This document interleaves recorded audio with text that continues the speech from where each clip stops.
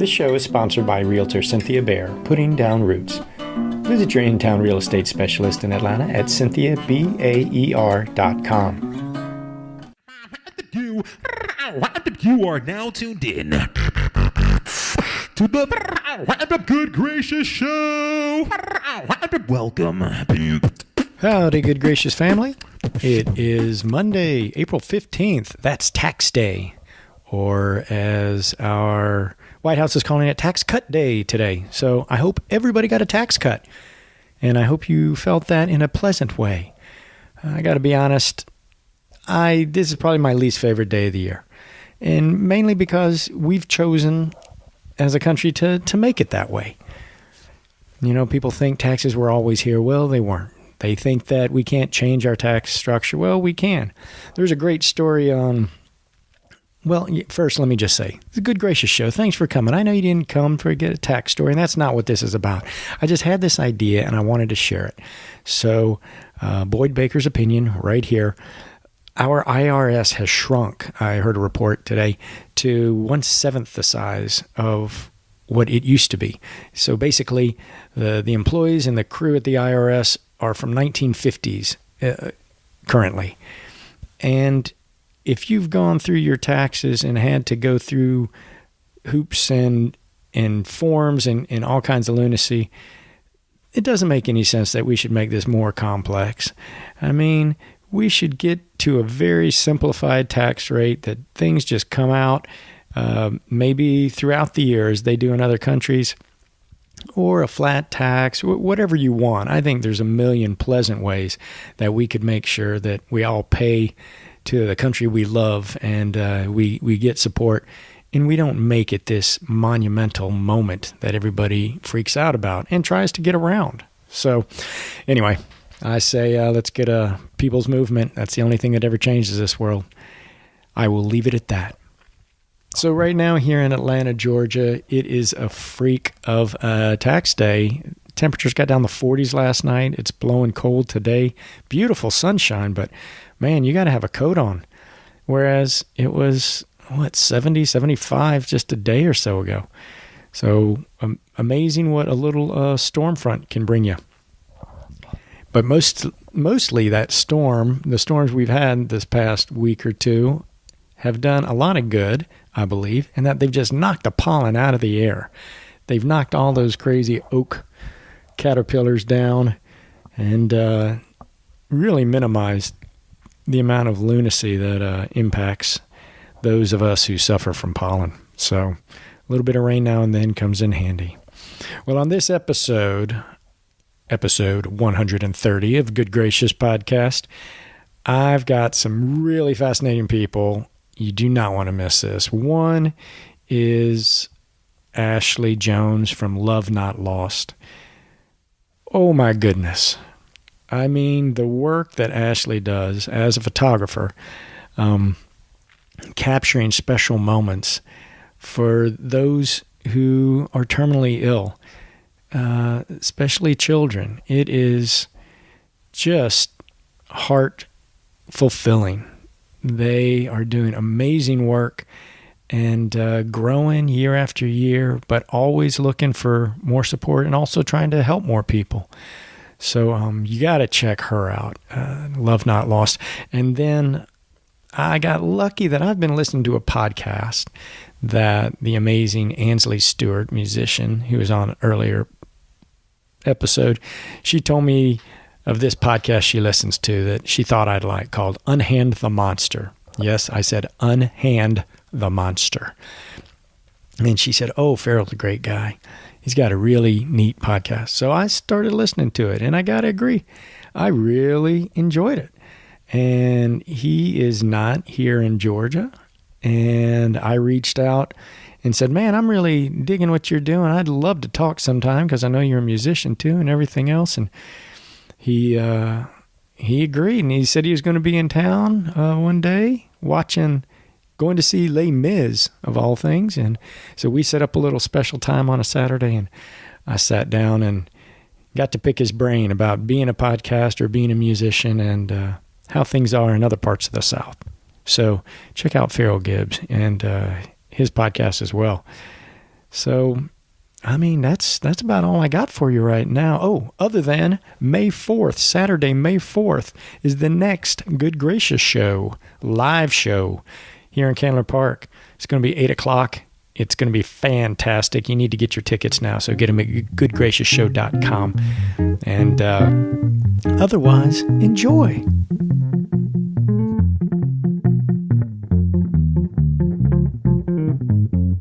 Well, I'm Ferrill Gibbs, and I do a lot of different things. I'm probably a writer overall. Like, everything is under that umbrella. But I am a musician, a songwriter, an author, and then most recently a podcast host and creator. Yeah. So I think, for me at least, you're the first like triple threat that I've had, because my show is about musicians, artists, and change makers, and I think you're filling each one of those buckets. So I'm kind of excited. Do you feel the pressure? Yeah, I mean, immense amounts of it. I feel it every day. Yeah, that's the problem. When you've got all these creative irons in the fire, it can weigh on you. I mean, it does on me, and I don't have that many irons. How do you balance that stuff? Because when you write, I know you've got some published stuff, and what do you want to consider yourself as far as a writer? Where do you go with that? Is it books, novels, thoughts? It's a good question. Man, I've been fighting to be an artist on my own for a long time, and if I'm doing any of it, I'm happy. Like, I think it comes to the day-to-day. So, like, if I get to spend a day writing a chapter in a book, or making a song, or recording a great artist, that's a good day. And not every day do I get to do that. So I love them all equally. I really like playing a live song a lot. Like, that would be your top. I like in terms of the ecstasy that you feel in producing the art, I like that a lot. Now, writing a novel, and I've only written one, I just got it published in late 2017. What's the name of it? It's called The Secret Island of Edgar DeWitt, and I have brought you a book. I'll sign it and read it.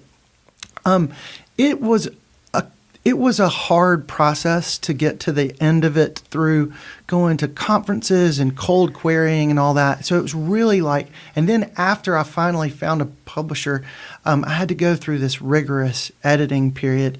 None of it was fun, but when I'd be in the shower thinking about the next scene of the story, or trying to think around the plot, that was also really fun. The thinking up of the book and kind of imagining a story, that's fun. But if I were going to spend every day doing one thing, I'd love to play live music, but I have to do a little bit of everything. Yeah, well, that's not a bad thing. So let's talk about the music then. So in the music right now, what's your focus, and what's your band du jour? Band du jour. So I have a band right now, and they're called All the Kimonos, and it's really a 3-person band. It's me and my 2 very good friends. One of them is Brent Busby, who works at Adult Swim here in Atlanta, and he is a sound composer and designer for them. Super, super talented person. I went to high school with him, and we reconnected in adult life. He's our guitar player, but he's also the producer and the recorder and the arranger. So he's this, very musically minded person.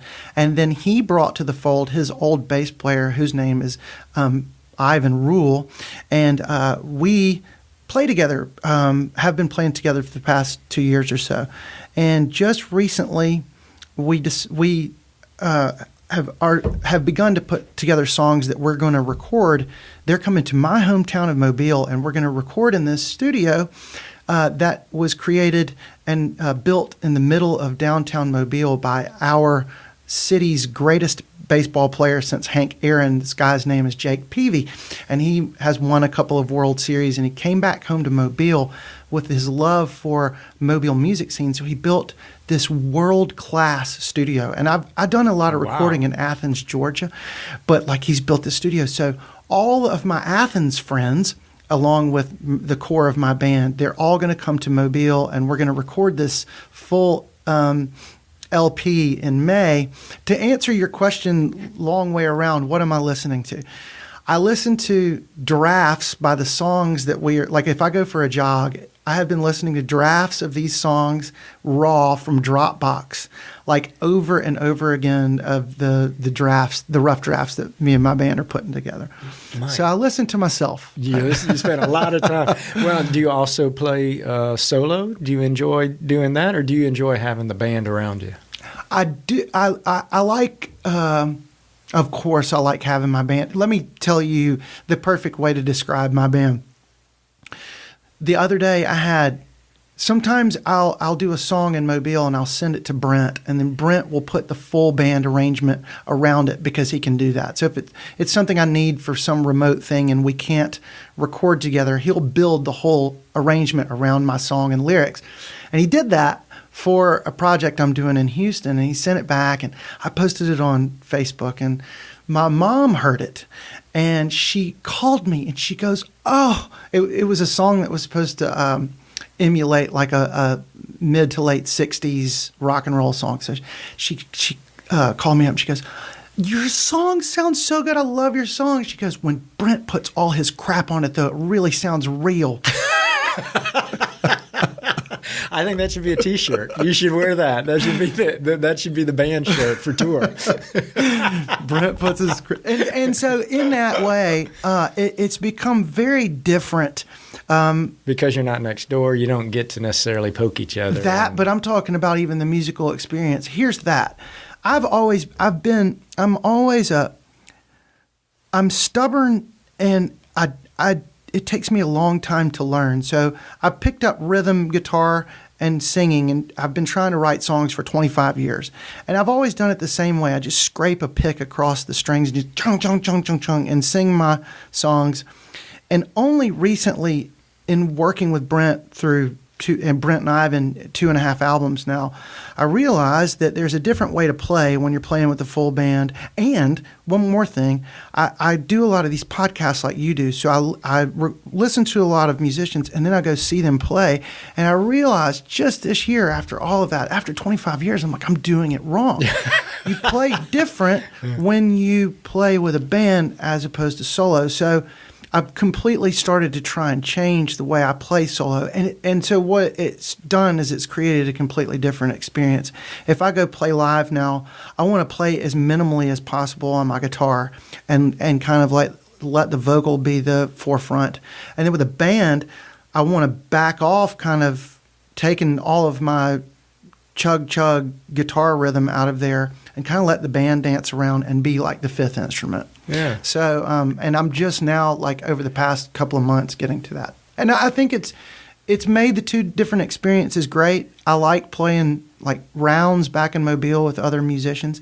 It's fun, but it's different. Yeah. Yeah. Well, and I think there's a lot of musicians who are artists in different ways, right? They might be a painter or a sculptor. I mean, I'm lucky enough to do this and to learn that sometimes I can ask them and I say, well, which one's your real passion here, man? And they say, well, it's like picking your kid, I love them. I love them both. And, this one gives me passion in this way and this one feeds. And I think that's the key, is that a lot of times what you've learned is it's almost like professional development. Doing something else artistic opens up different perspectives for your art overall. Oh, absolutely. Right? Yeah. So I think that's a great thing. And so we've covered a little bit of the music, a little bit of the writing, and then the podcasting. How'd you come up with the name, and how did you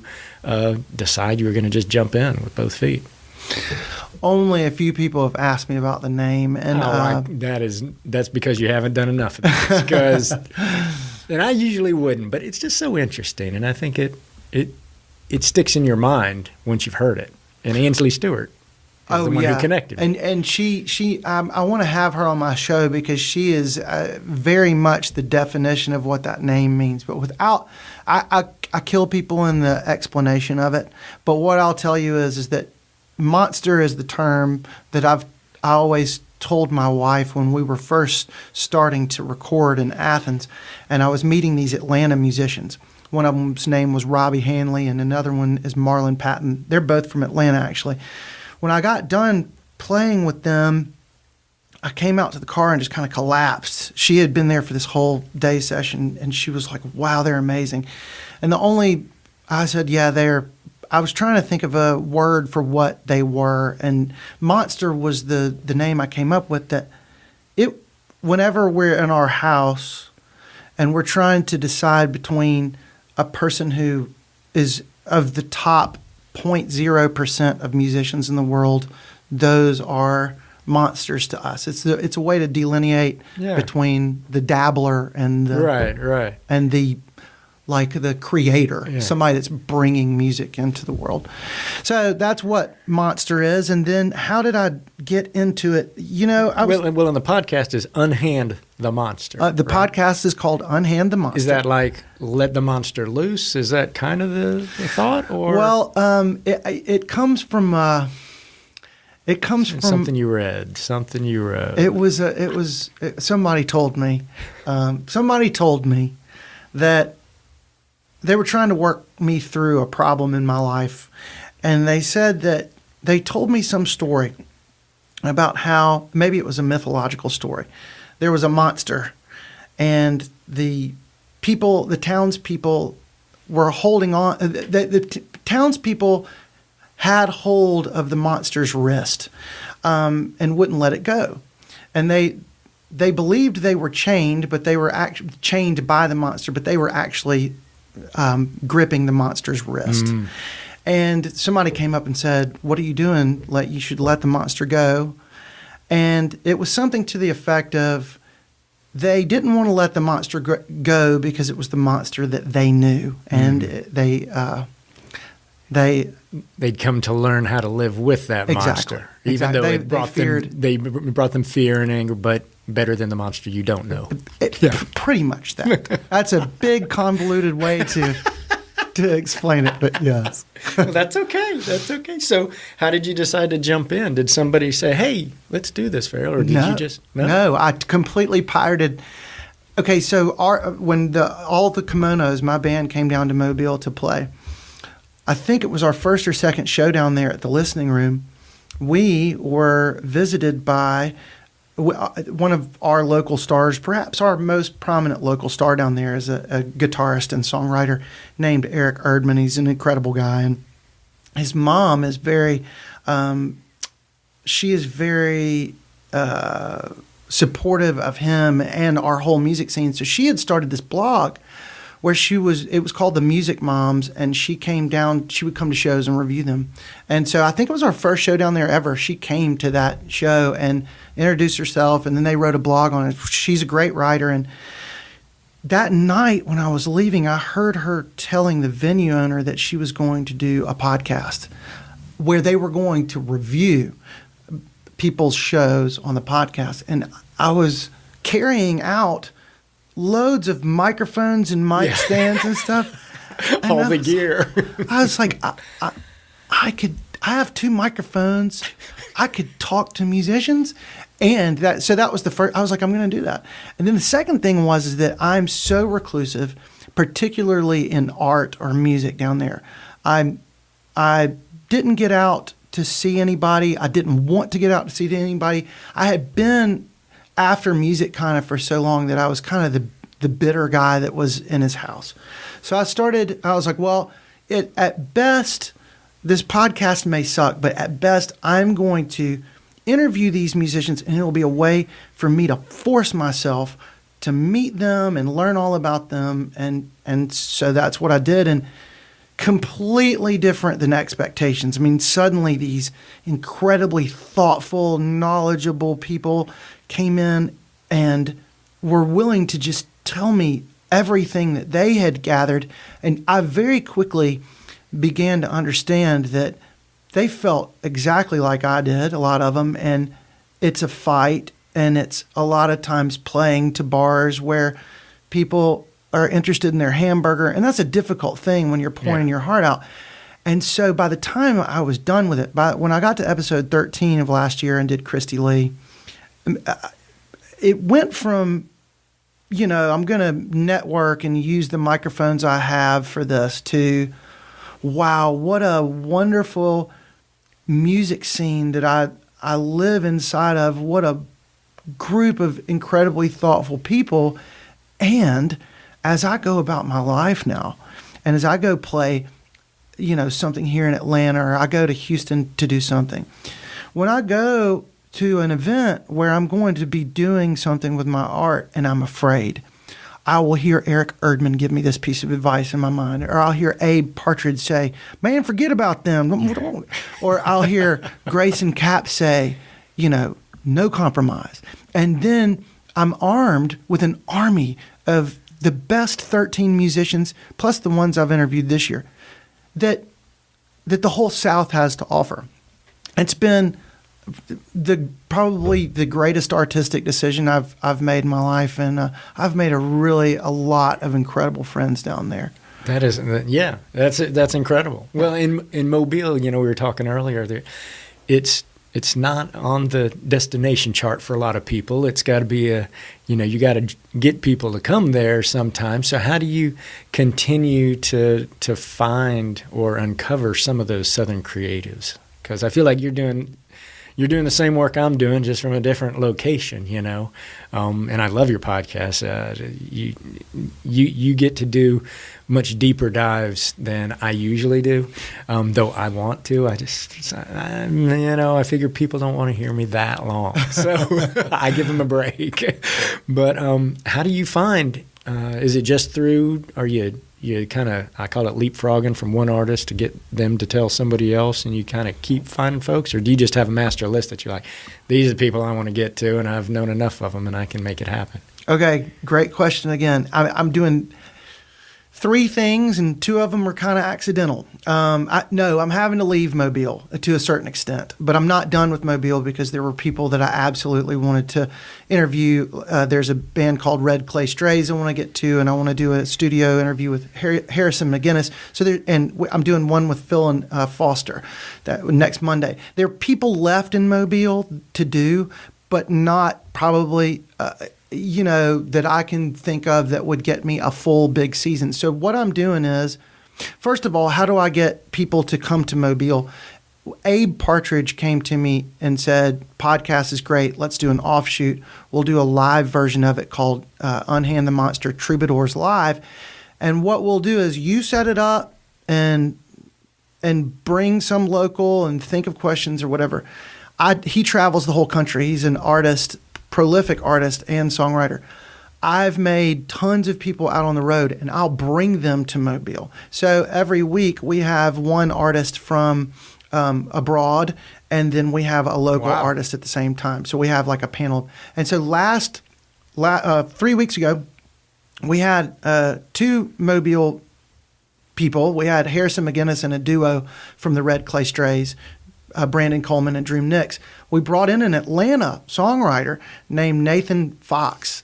And he was you know him? Oh yeah. He was here a few weeks back. Okay, cool. And he was incredible. And so they kind of and that's Abe's thing. Abe has the connection, so he brings them down. And then that's when I meet them. So wow. And so then there's that. And then so I'm starting a new season of UNHAND the Monster. Well, my destiny has kind of brought me now to Houston in a way. I just did some work for their newspaper, the Houston Chronicle, for one of their podcasts. I did some musical work for them.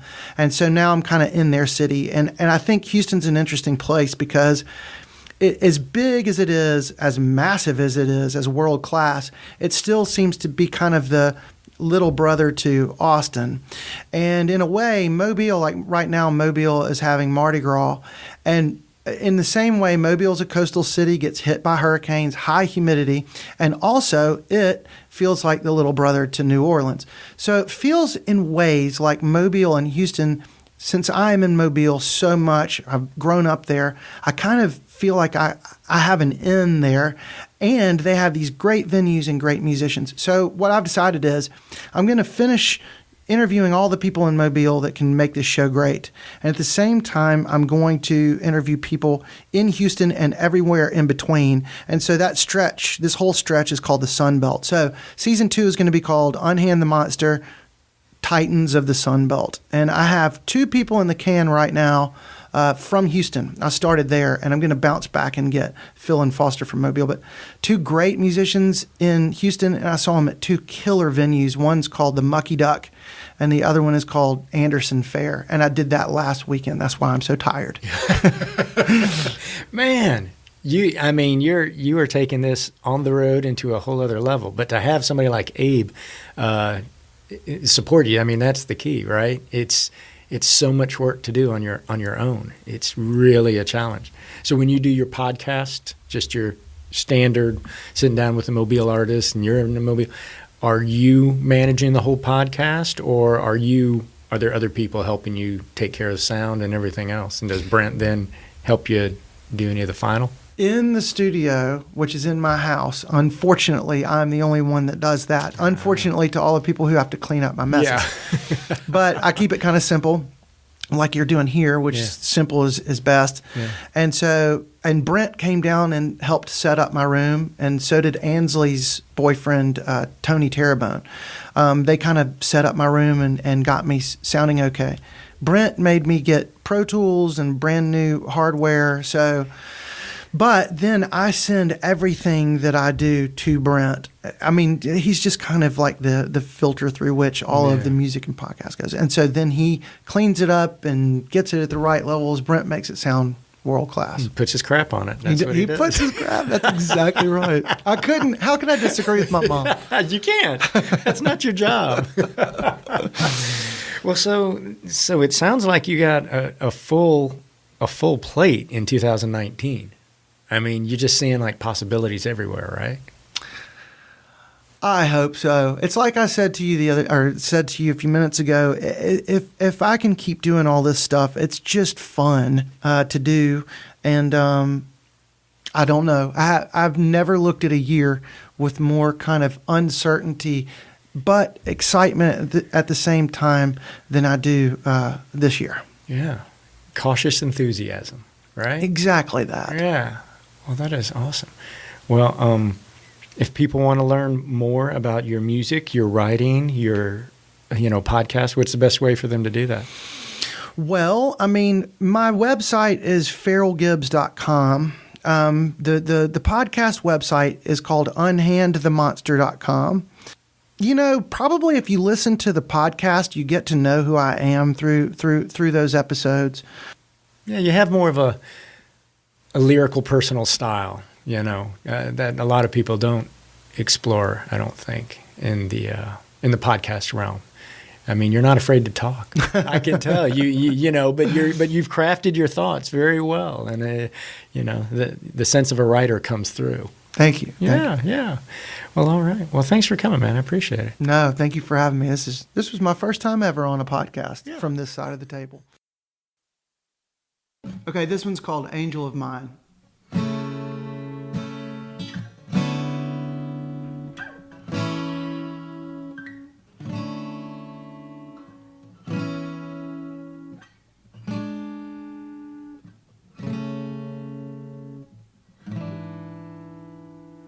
There is an angel who walks by my side, rather be here with me than in heaven. Walked through its life, through this hell we call earth, wanting peace. Now it sees in me heaven. If you can say you are guarded by angels, you know of pain they could not turn their wings to. They see in you something worthy of a halo, a depth to to you, sunlight could never get down to hallelujah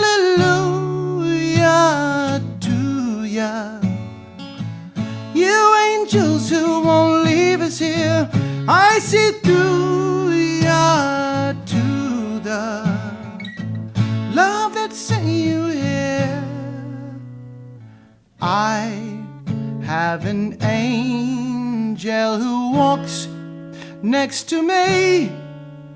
Every step that we take's a procession, and there's fire in its sword, so it's woe to those poor saps who hide out and wait with their weapons. If you can say you are guarded by angels, you know of pain they could not turn their wings to. They see in you something worthy of a halo, a depth to you sunlight could never get down to. Hallelujah to ya. You angels who won't leave us here, I see through ya to the love that sent you here. Hallelujah to ya. You angels who won't leave us here, you see through us to the broken hearts and the ripped up spirits. I have an angel who walks next to me. Rather be here with me than in heaven. Walked through its life, through this hell we call earth, wanting peace. Now it sees in me heaven.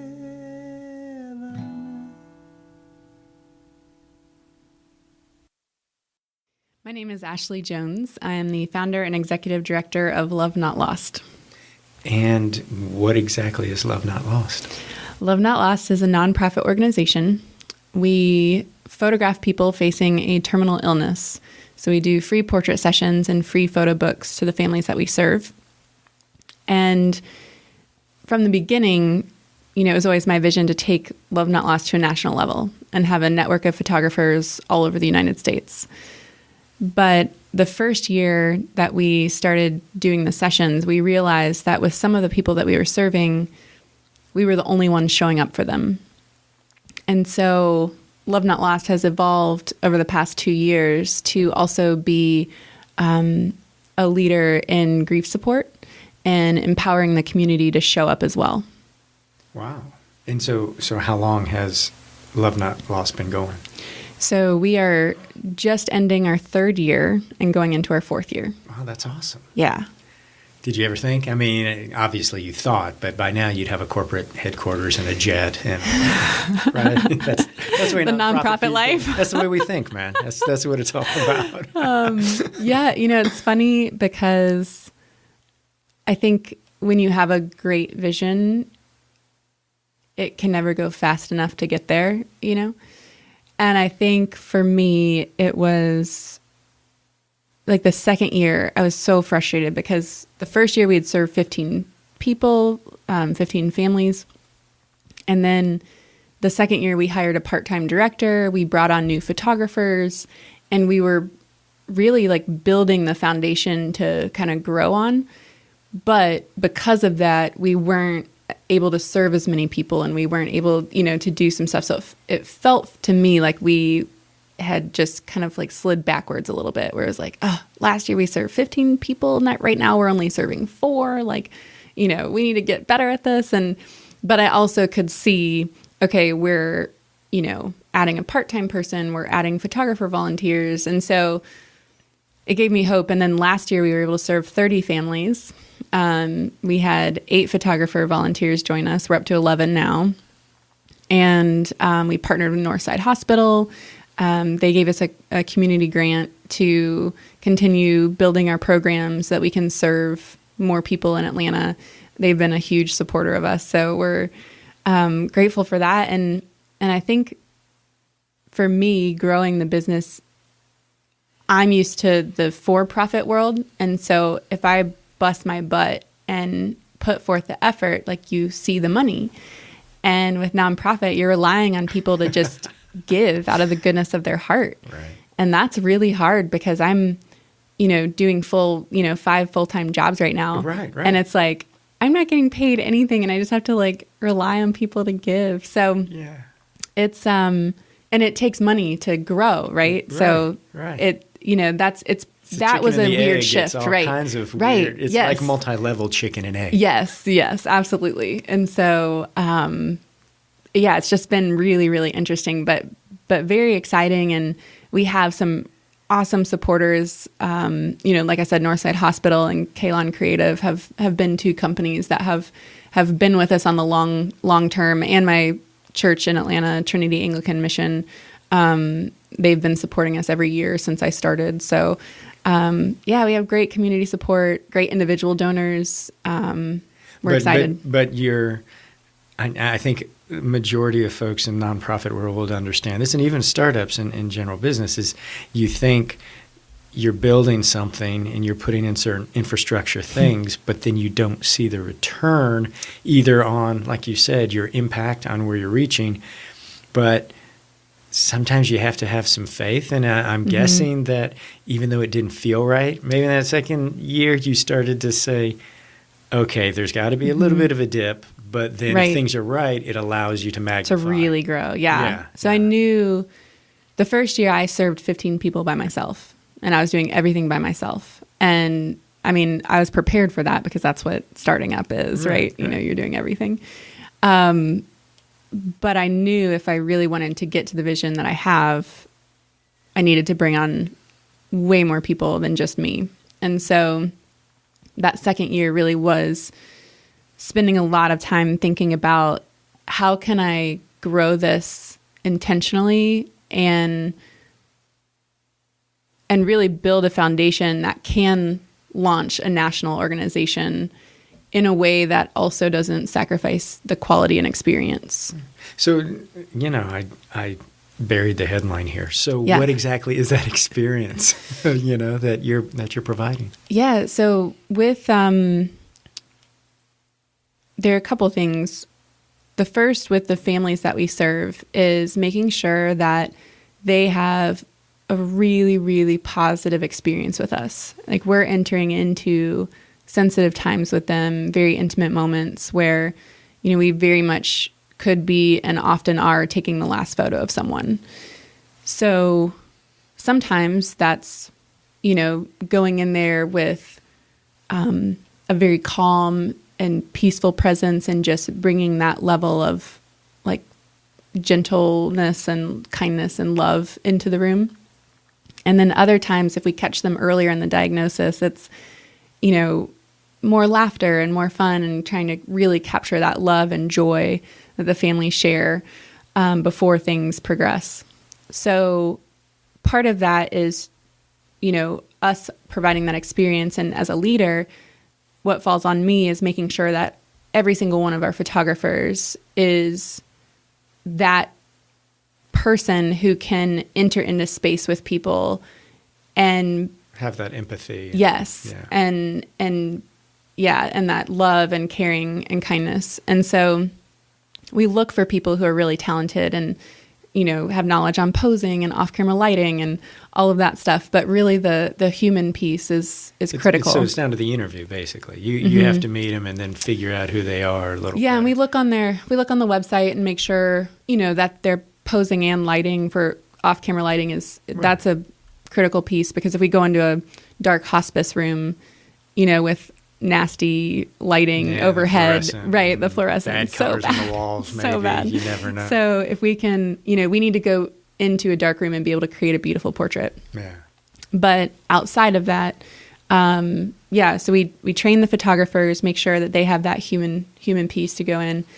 And then also too, like making sure the families don't feel forgotten, because like I said, sometimes we're the only ones showing up. And so we do send a really beautiful handcrafted photo album to the family, and that usually gets them 2 to 3 months later. So that's a really beautiful touch point later on. And then they get the gallery of images and other things as well.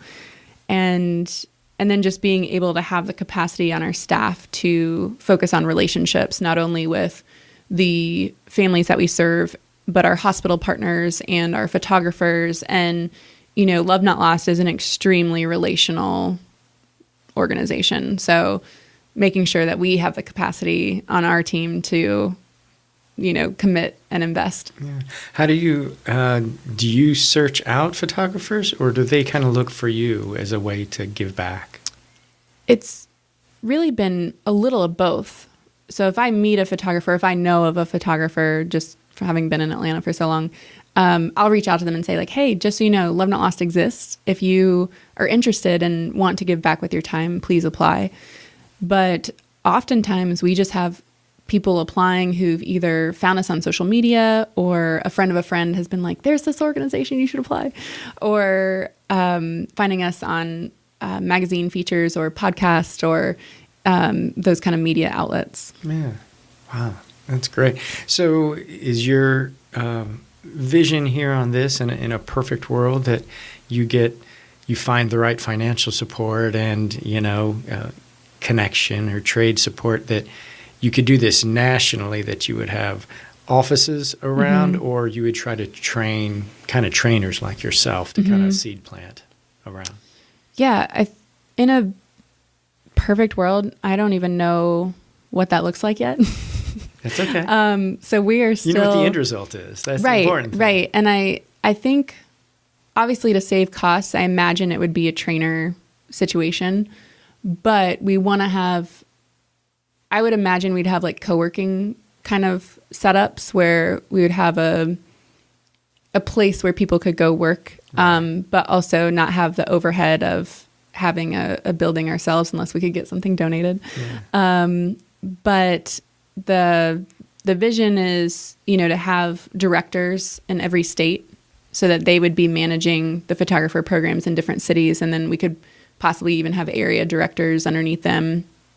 And then really the other piece, the corporate sustainability piece, is that we are hoping to partner with corporations to say, hey, we want to bring this to Chicago, or we want to bring this to New York City or LA. Like, your headquarters is in New York City. Like, would you be willing to help bring Love Not Lost to your city? And like, you would be responsible for committing like X amount of dollars per year, but you would be responsible for bringing Love Not Lost to your city. Right. So we're looking at that, and then... Which is an interesting and more creative spin on a sponsorship. As much as it's community support in a real touch point way. Yeah. And then really the other piece that we're launching this year, which is really exciting, is I mentioned already that, sometimes we would be the only people showing up for a family. And last year we launched this grief empathy support program where we were providing tools to empower the community. So care cards and empathy cards, and giving people tangible ways to show up for their loved ones. Well, that is really great. And we're going to continue doing that. And we're going to continue pushing out new resources. But this year we're really excited because we're also launching a corporate care program. And just like we realized people weren't showing up for people at home, we're also seeing now that people aren't showing up for people at work either. And the corporate world is not a friend of grief. And people don't know what to do, and they don't know what to say, especially because sometimes it's like maybe just an acquaintance, or the person down 3 cubicles down. Right. Yeah. Where you're like, I don't really know this person, but also I want them to know that I care. And so basically we're taking what I do for the photographer retreat, which is self-awareness, self-care, empathy, and grief training, to I'm working with 2 C-level executive coaches and a certified therapist to kind of like tweak that specific to the corporate environment. And we're going to go into corporations and teams and, just going in to say, hey, this is our offering.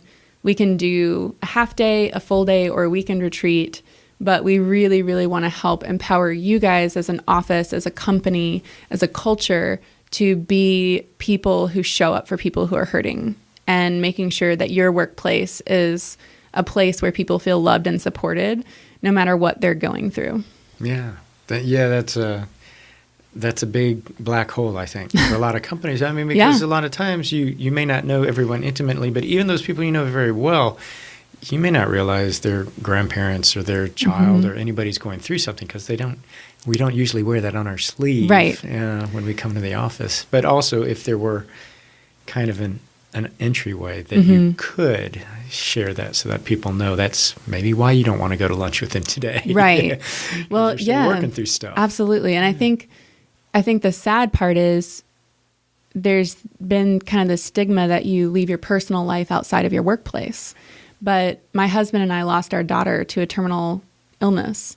And let me tell you, he couldn't leave that at home. That affects your entire life. And so for him to go back to the workplace and have to navigate through that, feeling young and alone, I mean, that was hard. Yeah. And so we want to just help people understand that there are pieces of your life that you can't compartmentalize. They're going to affect your whole self. But we want to create an environment where that's okay. Yeah, that's terrific. That is fascinating. So you said you've got a fundraiser coming up this week. What's going on with that? Is that an annual thing? Yes, it's an annual thing. We do it every year. It's really fun. I'm so excited about this year. It's going to be the best ever. And part of the fun for me is planning these events to raise money, but also it's a true celebration of how much we've accomplished, the impact that our community has had, and bringing people together to further those relationships. So it's an annual auction celebration. This year, it's Snapshots of Love 2019 at King Plow Arts Center. And we have a special VIP experience for the donors who choose to buy those tickets. And it's an hour cocktail hour with craft cocktails and champagne and past hors d'oeuvres and a really fun private room that's going to be really special, with a lot of people, our board members, our photographer volunteers, as well as some of the families that we've served, so that they can really get an intimate experience with the Love Not Lost family. Yeah. And then we open it up to general admission and do a cocktail hour there. And that's when you have the silent auction items and all of that kind of fun stuff. We do portraits for everyone to preserve their memories at our event.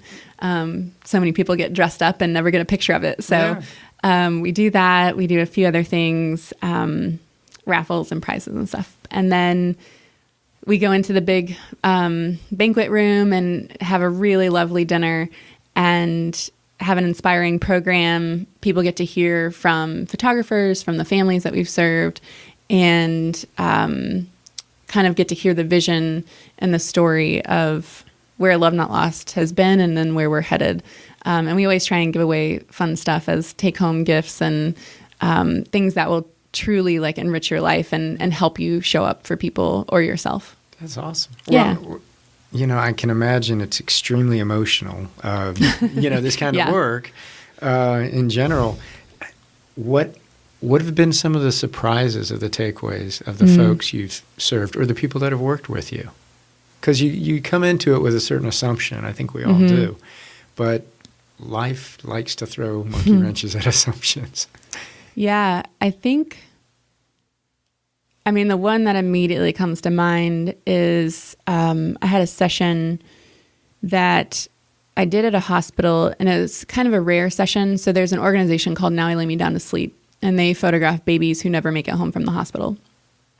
But we've told hospitals, like, if you call them and you cannot find anybody, like, call them first. Yeah. But if you can't find anybody, then call us. And I had one of those sessions pop up last year in July. It was actually on my husband's birthday. And I got the call and I was like, like, everything in me wants to say no, because I know this is going to wreck me. And it's my husband's birthday and my in-laws are coming to take us out to dinner. But this is the only chance for this family to get photos of their baby. And so I went, and what I didn't realize is that the mom didn't want any photos of the baby with tubes in. So I thought I was going in to photograph the baby on life support and then leaving, and then they were going to take the life support away.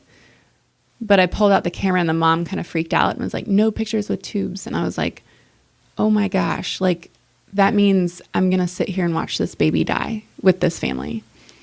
And that was really the first time, it was the first time I had witnessed that raw trauma of losing a child since losing my own daughter. And that wrecked me so hard. I sat in my truck afterwards just shell-shocked. Like, it really felt someone had just pulled a pin on a grenade and tossed it at me. And I was just like, I'm in a million pieces right now. Like, I can't possibly go to dinner. But the cool thing about that whole experience was I had been really, really working on self-awareness and self-care and being able to heal from grief and trauma. And so I just done a lot of work. And so I was sitting there and I was like, okay, what do I need right now? Like, what is going to help me start putting these pieces back together? And I realized, like, okay, right now, honestly, like, I just need to eat my feelings. Like, I went to this ice cream shop and got like a big bowl of ice cream.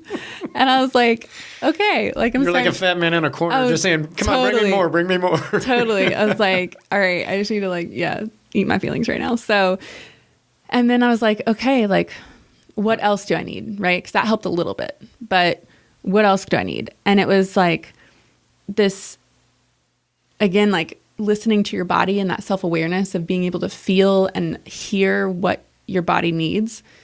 It was like, I can tell I'm holding a lot of this trauma in my body. And so I called the spa down the road and I was like, hey, do you have any availability? And they're like, can you get here in 15 minutes? I was like, perfect. And so I went and got an hour massage, and honestly, that massage just, like, melted away so much that, I mean, I could feel grief being, like, worked out with every stroke. It was like, oh my gosh, this was so helpful and healing. And then I got off the table and looked at the clock, and I had an hour left before my in-laws were coming. And I was like, okay, last stop is a chiropractor, because I have a really great chiropractor who's kind of more of like a neurological chiropractor. Like, he makes nervous system adjustments and not so much like spinal, like, cracks and pops. And so I was like, I think that'll be enough to, like, put the final pieces back together. And sure enough, I went, and as I was walking, right outside, Kyle calls and is like, hey, my parents just got here. And I was like, great, I'll be to dinner in just a minute. I'll meet you there. And honestly, like, I was so impressed and amazed just how well I was able to, I mean, I felt like Humpty Dumpty, but I had put all the pieces back together again. It was like, all right, like, I did this and it worked, and I can go to dinner, and I'm not like a happy person right now, right? I'm still sad, and it still went through something really hard, and I'm grieving that. But I'm a whole person, and I'm a healthy person to where I can show up and have a conversation. And be present. Exactly. Yeah. And so that's what's really exciting. And I'm actually writing a book right now about, and it's going to be an active guide to grieving, because I think so many of the articles and the information out there right now are, this is what you're going to feel, or this is what you might experience, or this is how you can prepare for this situation. But there's nothing like, what do I do with this, and how do I heal from it? And so I'm really excited to be able to take that experience and just the years that I've been doing this and really interacting with people and helping other people walk through that, to help others. Wow. That is a crazy tale. Yeah. That is nuts. So that's probably like the biggest like wrench kind of sucker punch that I've received, was just that bringing up my own trauma and figuring out how to process and heal. And at the same time, being able to serve and give somebody a once in a lifetime gift. Right. And so there have been a couple others, like there's another session that was really hard, and it was an interesting one because for the first time, like I was responsible for other people. So it was when I had it was a Portuguese family that only spoke, or Brazilian family that only spoke Portuguese, and so we had a Portuguese translator with us plus my assistant photographer, who, like, they were there and experienced everything with me, and so I felt responsible to care for them too. And so the driving question of Love Not Lost is, how can we love people better? And for me, that question has driven everything that I've done. And it's really been the driving force behind the innovation and behind the creativity, because it's a genuine question that I'm actively seeking the answers to. And I don't think you can ever ask that question and not get an answer. So, how can I love you better? How can I love these families better? How can I love our photographers better? And so one of the things that I'm working on this year is building like a self-care network for our photographers, where if they do a session, maybe for every session they do, they get a free hour of care, whether it's counseling, a massage, You don't think of the collateral of the people that are involved with what you're doing. Right. And so for me, I've wanted to do that since the beginning, but we just haven't had the resources to do it. And now we have Hush and Blackwell is a law firm that has been so gracious and is willing to help us pro bono. So they're going to help us with some of the contracts that is required and, that kind of stuff. So I think that's something that we hope to have ready next year. But again, it's making sure that people are cared for, because, if I create an organization where we're helping all these, families facing terminal illnesses, that's amazing. But if I'm hurting, or, if these photographers are wrecking their personal lives as a result, like, that's not successful, right? So just making sure. That's not a long-term strategy for success. Right. And so just making sure that truly, like, everyone feels loved and cared for, because I believe that it's the love that brings the healing. Yeah. Wow.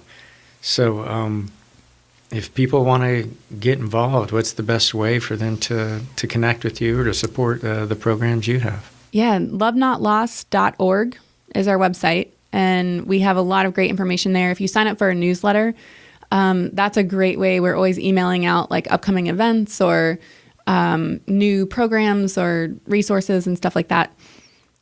We have social media handles. We're really active on Instagram as photographers. It just makes sense. Yeah. We are on Twitter, not as active there, but also on Facebook. And our social handle is lovenotlost.org. And if you're a photographer and you want to volunteer, you can go to the website. We have a photographer page where you can apply there. If you're a family who's interested in getting a session, you can also apply on our website. So our website is kind of like our home base where we try and keep all of those resources. Yeah. So for families that are interested, what's the cost to them, or how does that work? Absolutely nothing. Yeah. So we do it all for free.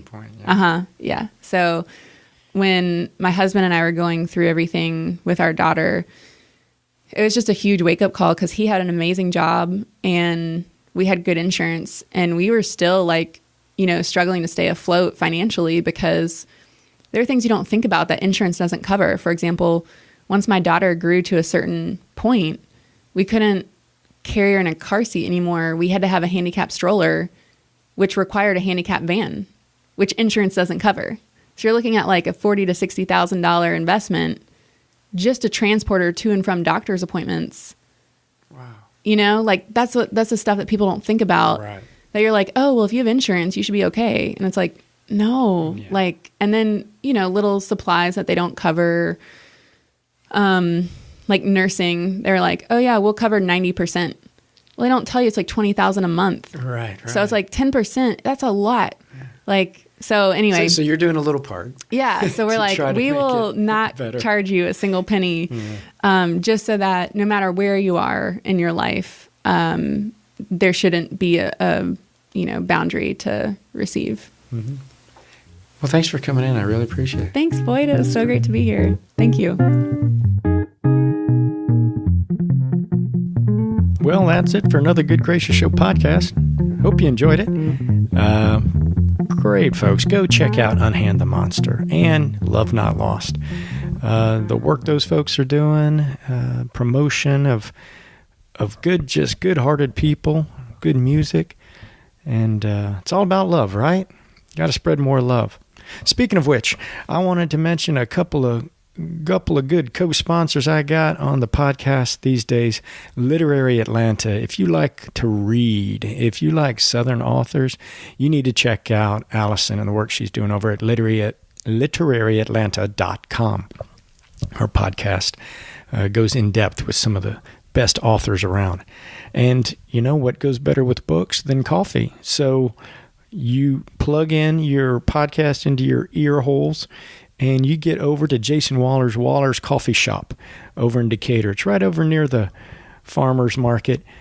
And he's got live music going there, coffee, all kinds of neat drinks, beautiful space, listening space even for music. He's got lots of live music, lots of events that are family-oriented. So you need to check them out at wallerscoffeeshop.com. Those are a couple of our partners, and I just wanted to throw it out there besides the wonderful Cynthia Baer, who's been a long-time supporter of our live shows and the podcast. She's a realtor extraordinaire, so check her out if you're looking to get a home or sell a home here in the wonderful in-town Atlanta area. Well, that's all I got for you. You can get more episodes online. You can check us on Twitter and Facebook. We're either Good Gracious Show or GG Show Atlanta. And be good to each other. And I will talk to you next week.